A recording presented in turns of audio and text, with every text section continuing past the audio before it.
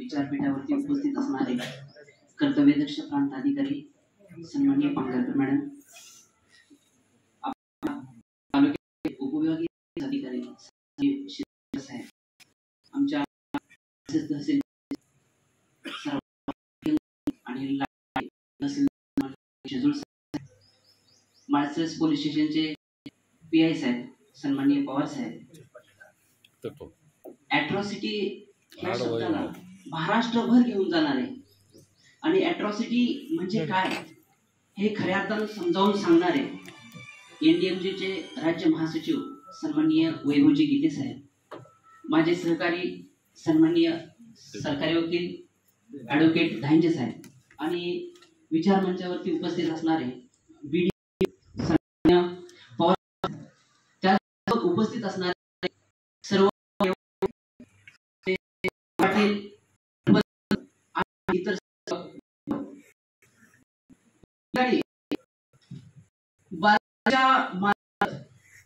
अनुसूचित जाती जमाती अत्याचार प्रतिबंधक कायदा 1989 सुधारित कायदा 2015 कायदे जनजागृती व्हावी आणि खऱ्या तुम्हाला आणि मला समजून घेता यावा साठी या आयोजन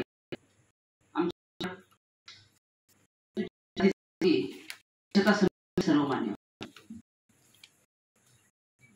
तर माझं म्हणून सुरुवात करण्यापूर्वी शाहीजी चार आहेत ते मला सांगायचे वाटतं.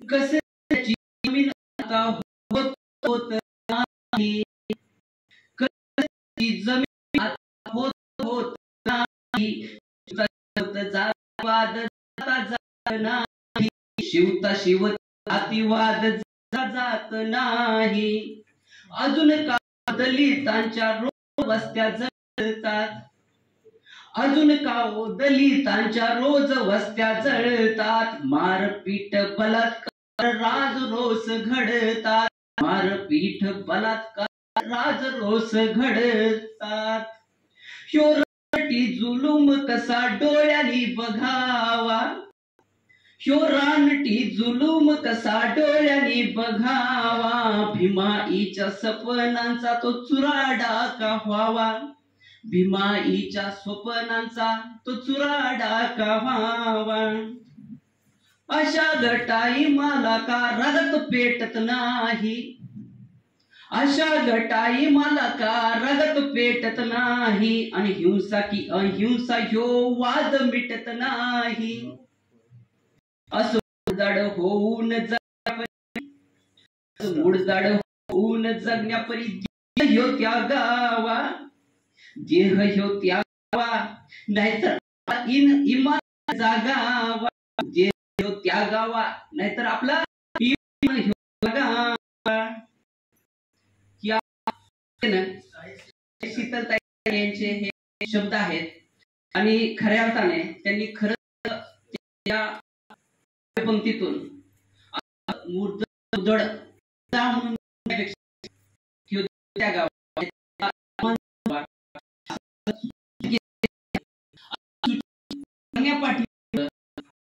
असं 74 वर्षामध्ये स्वतःच्या 74 वर्षामध्ये आपण की गावे ज्या पद्धतीनं दीनवरती गरिबांवरती अन्याय होत होते वाढ त्याचे प्रभावी उपाय करावे सन 1990 अनुसार प्रतिबंध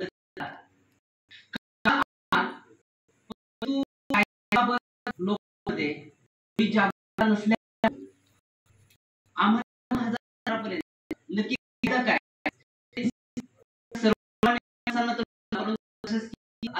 सुद्धा मी की खरं बाबत तेवढी जागरूकता आणि 2015 ज्यावेळेस त्या सुधारणेमध्ये ज्या पूर्वीच्या होत्या त्या ऍड केल्या गेल्या त्या खऱ्या अर्थानं आता अनुसूचित जाती जमाती कायद्याला मी म्हणतो की खऱ्या अर्थानं मान्यता प्राप्त झाली, त्याची अंमलबजावणी सुरू झाली. व्हायचं काय, अनुसूचित जाती जमाती अत्याचार कायदा आहे, काहीतरी कायदा आहे, असे ह्या देशामध्ये मोजता येणार नाहीत एवढे कायदे आहेत आपल्याकडे. ह्या देशामध्ये मोजता एवढे कायदे, कुठं थुकावं, कुठं बिडी गोड, ह्याच्यापासून ते काही करावं काही नाही, या सगळ्या गोष्टीसाठी कायदा आहे. असाच हा एक कायदा 89 आला, परंतु अनुसूचित जाती जमातीच्या लोकांवरचा जो अन्याय अत्याचार होत होता तो काही कमी झाला का? नाही. त्यांना संरक्षण देण्यासाठी हा कायदा आला. मग त्यांना संरक्षण मिळालं का? तर नाही मिळालं. मग काय काय करणं होतं? तर 2015च्या ह्या कायद्याने ते सांगितलं. पूर्वी व्हायचं कसं की सामाजिक कार्यकर्ता जर पोलीस स्टेशनला गेला आणि साहेब हा अनुसूचित जाती जमातीचा माणूस आहे, तुम्ही ह्याची तक्रार लिहून घ्या, ह्याच्यावरती जाती अत्याचार झालाय, ह्याची तक्रार लिहून घ्या. सगळ्यात अगोदर आमचा संघर्ष तिथं सुरू व्हायचा.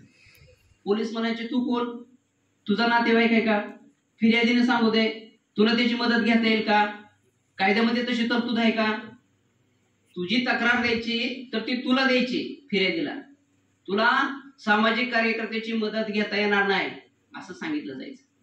आणि मग असं सांगितलं की आधीच ज्याच्यावर अन्याय अत्याचार झालाय अशा समोर पोलिसी खाक्याच्या मध्ये मोठ्या आवाजामध्ये पोलिसांनी बोलल्यानंतर त्या बिचाराला जे घडलंय ते पण सांगता येत नसायचं आणि फॅक्ट होती.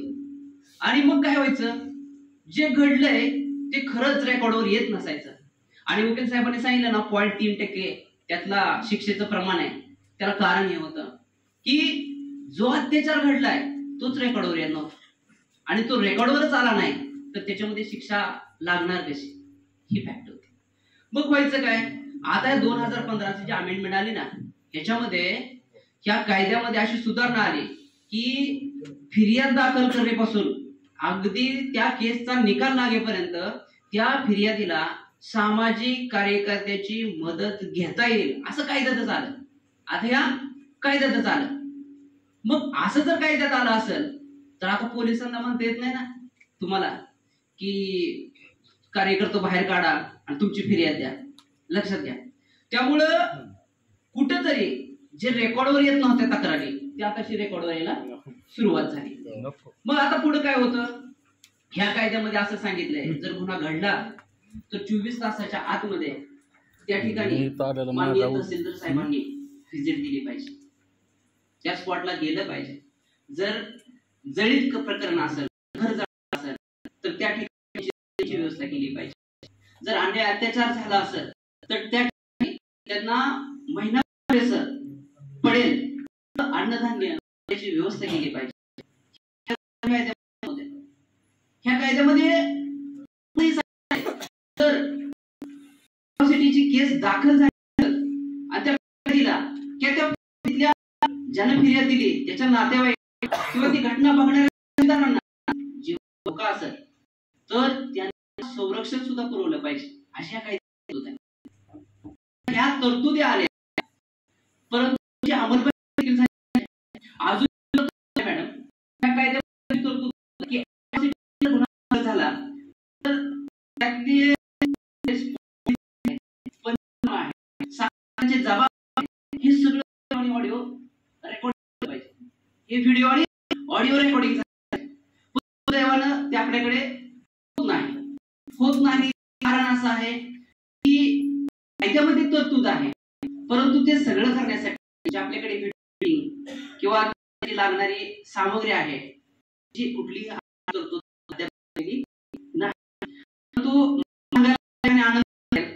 की तालुक्यामध्ये म्हणण्यापेक्षा संपूर्ण एक म्हणून एक होते परिसरात, तर त्या केसमध्ये ते एकमेव होते त्याच्यामध्ये पूर्ण हा ऑडिओ व्हिडिओ केलेला आणि ती केस मी आणि ऑडिओ व्हिडिओ पोलीस असंच नाही तर हे प्रोसेस झालं ते जे झालं युक्ती ती एक असं मला या ठिकाणी सांगायचं उपयोग एकच होतो. जर खरंच पोलिसांनी घटनास्थळाला भेट असेल, 99% केसेस मध्ये ते देतातच, अपवाद सोडला तर जर दिली असेल तर एक्झॅक्ट ते काय होतं, घटनास्थळावरती काय होतं, काय जप्त केलं, ती पूर्ण प्रोसेस लीगल झाली का, हे सगळं कोर्टाला बघता येतं. दुसरी गोष्ट, जे साक्षीदार जबाब देतात ते ऑडिओ आणि व्हिडिओ रेकॉर्ड केलेले असतात. त्यामुळे जरी त्यांच्या जबाबामध्ये भविष्यामध्ये जरी काही चुका झाल्या तर त्या पहिला जो दिलेला जबाब आहे ऑडिओ आणि व्हिडिओ, तो 65B प्रमाणे सर्टिफिकेट सह सादर केल्यामुळे तो कोर्ट तो पुराव्याकामी विचारात घेतो. असा त्याचा त्या उपयोग होतो. आता मुख्य विषयाला येऊया आपण. हे झालं केस दाखल झाल्यानंतर काय करायला पाहिजे. पण केसच दाखल होऊ नये किंवा अन्याय अत्याचारच घडू नये याच्यासाठी काय, हे जे पार्टीने आयोजित केले ना तुमच्यासाठी, विशेष करून पोलीस पाटील आणि सरपंच, पोलीस पाटील सरपंच ह्या महसूलच्या गोष्टी किंवा महत्वाचे दुवे आहेत असं मी म्हणतो. कारण कुठलाही गुन्हा घडणार आहे ह्याची जर सगळ्यात खबर गावामध्ये कुणाला लागत असेल तर मला असं वाटतं ती पोलीस पाटलाला कळत असेल.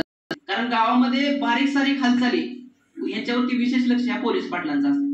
अनुसूचित जाती प्रतिबंधाखाली गुन्हा होतो म्हणजे काय होतं, बाकीच्यांसारखाच असतो, गुन्हा बाकीच्यांसारखाच असतो. फक्त होतं काय की एखाद्या अनुसूचित जातीच्या व्यक्तीला अनुसूचित जाती जमातीत नसलेल्या दुसऱ्या जातीच्या व्यक्तीनं जर एखादा त्याच्यावरती अत्याचार केला असेल आणि तो अत्याचार केला असेल तर ह्या कलमाखाली किंवा दाखल केला जातो, जे कलम 3 मध्ये दिलेले विविध. आता ते विविध गुन्हे कुठले आहेत तर त्याच्यामध्ये आपल्याकडे ते घडत नाही, परंतु विदर्भामध्ये त्या बऱ्याच गोष्टी घडतात.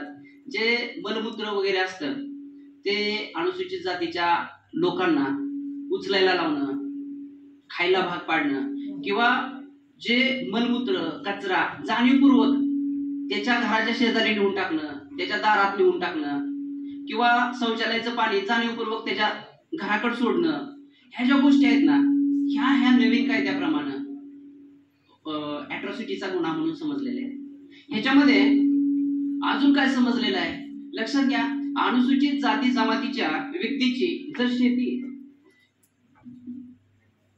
शेती कुठल्या अनुसूचित जाती जमातीच्या नसलेल्या व्यक्तीनं बळकावण्याचा प्रयत्न केला बेकायदेशीरपणे किंवा त्याच्यामध्ये अतिक्रमण करण्याचा प्रयत्न केला किंवा त्याच्यावरती मालकी हक्क सांगायला चालू केले आणि त्याला बाहेर काढायला चालू केलं तर तो सुद्धा गुन्हा ह्या कायद्याखाली शिक्षेस पात्र आहे.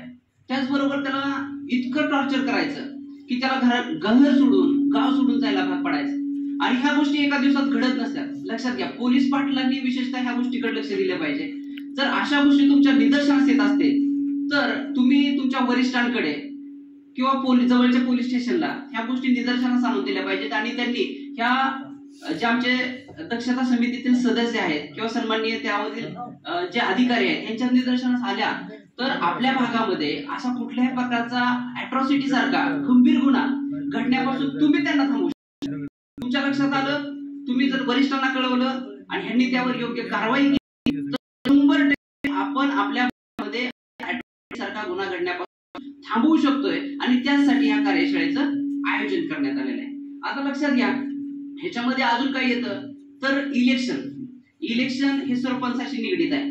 सरपंचांनी या ठिकाणी लक्षात ठेवलं पाहिजे की अॅट्रॉसिटी ऍक्ट खाली एखाद्या व्यक्तीला इलेक्शनला उभा राहा, अनुसूचित जाती जमातीच्या व्यक्तीला निवडणुकीसाठी उभा राहा किंवा उभा राहू नको म्हणून फोर्स करणं हे देखील अॅट्रॉसिटी खाली गुन्हा आहे.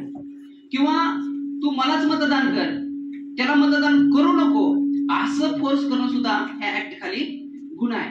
ह्या गोष्टी सरपंचांनी सुद्धा आपल्या परिसरामध्ये लक्षात घेतलं पाहिजे. 80% मध्ये राजकारणावरून गुन्हे दाखल प्रमाण, त्यामुळे सरपंचांनी या ठिकाणी मानवतेचा दृष्टी ठेवून आपल्या भागामध्ये सारखा गुन्हा घडू नये याच्यासाठी आपण एक सामाजिक दृष्टिकोन करून त्या लोकांमध्ये सकारात्मक दृष्टिकोन किंवा सकारात्मक बाजू त्यांना समजावून सांगून ह्यापासून परावर्तित करणं गरजेचं आहे. मी जास्त वेळ घेणार नाही, फक्त फक्त जाता जाता तुम्हाला एक छोटीशी 2 मिनिटाची गोष्ट सांगून जाणार आहे. गोष्ट अशी आहे, लक्षात घ्या. एक घोड्याचा बाजार असतो. आपल्या अकलूजला भरतो ना, तसला एक मोठा घोड्याचा बाजार भरलेला असतो. आणि त्या घोड्याच्या बाजारामध्ये माझ्यासारखा एक सामान्य माणूस घोडा खरेदी करायला म्हणून जातो. मग असे बरेचसे घोडे त्या ठिकाणी लागलेले असतात. त्या घोड्यांकडे बघितल्यानंतर एक चांगला काळ्या रंगाचा घोडा दिसतो त्या व्यक्तीला. तो जाऊन त्या माणसाला विचारतो की ह्या घोड्याची किंमत काय. तो म्हणतो ह्या घोड्याची किंमत 50,000 रुपये. अरे मग तो घोडा तर चांगला वाटतोय, घेऊ का. पण मी म्हणतो अजून एखादा बघू. थोडस पुढे जातो, त्याला अजून एक थोडासा रंगाचा घोडा दिसतो. तो मालकाला ह्या घोड्याची किंमत काय. तो म्हणतो ह्या घोड्याची किंमत 1 लाख रुपये. अरे म्हणतो हा काळ्या घोड्यापेक्षा तर हा तांबडा घोडा चांगला वाटतोय, 1 लाख जातील, घेऊन टाकू का. नको म्हणतो, जरा थोडासा अजून पुढे बघूया. अजून थोडस पुढे जातो, एक मस्तपैकी सुंदर असा पांढऱ्या रंगाचा केस वगैरे काढलेला जबरदस्त घोडा त्या ठिकाणी त्याला दिसतो. तो म्हणतो ह्या घोड्याची किंमत काय. तो म्हणतो ह्या घोड्याची किंमत 40 लाख रुपये. किती. 40 लाख रुपये. अरे म्हणतो मी आता बघितला काळा घोडा बघितला 50,000 रुपये, तो तांबडा बघितला 1 लाख रुपये, तुझ्या घोड्यात एवढं काय विशेष आहे की त्याची किंमत 40 लाख रुपये. तो म्हणतो साहेब मी असला तसला घोडा नाही, ही जी घोडा आहे ना, ही घोडा ह्या घोड्याच्या जर मनात आलं ना काय, 1 तासात तुम्हाला अकलूज मधनं पुण्याला घेऊन जातोय, एवढा फास्ट पळतोय. ह्याच्या जर मनात आलं ना 2.5 तासामध्ये तुम्हाला मुंबईला घेऊन जातोय. आणि ह्याच्या जर मनात आलं तर तुम्हाला 8 तासामध्ये दिल्लीला घेऊन जातोय. अरे म्हणतो एवढा चांगला घोडा आहे. तू एवढा चांगला घोडा आहे तर गड्या तू विकतो कशाला. एवढा चांगला घोडा तर तू विकतो कशाला. नाही म्हणलं साहेब, ह्याच्या मनात आणलं तर तासात पुण्याला नेते, 2-2.5 तासात मुंबईला नेतंय, 8 तासात दिल्लीला नेतंय. पण अडचण ही आहे की मनातच आणत नाही. अडचण ही आहे की मनातच आणत नाही. आणि तशीच काहीशी अवस्था आपल्याला या प्रशासनामध्ये दिसून येते. आपल्या प्रशासन चांगलं आहे आणि तुम्ही सगळे पण चांगले आहात. जर आपण मनात आणलं तर एकही अॅट्रॉसिटीची केस आपण आपल्या तालुक्यात घडू देऊ शकत नाही. एवढी पॉवर तुमच्यामध्ये आणि प्रशासनामध्ये आहे. फक्त या ठिकाणी मी एकच इच्छा व्यक्त करतो की तुम्ही मनात आणलं पाहिजे. एवढी या ठिकाणी इच्छा व्यक्त करून मी माझं मनोगत थांबवतो. धन्यवाद.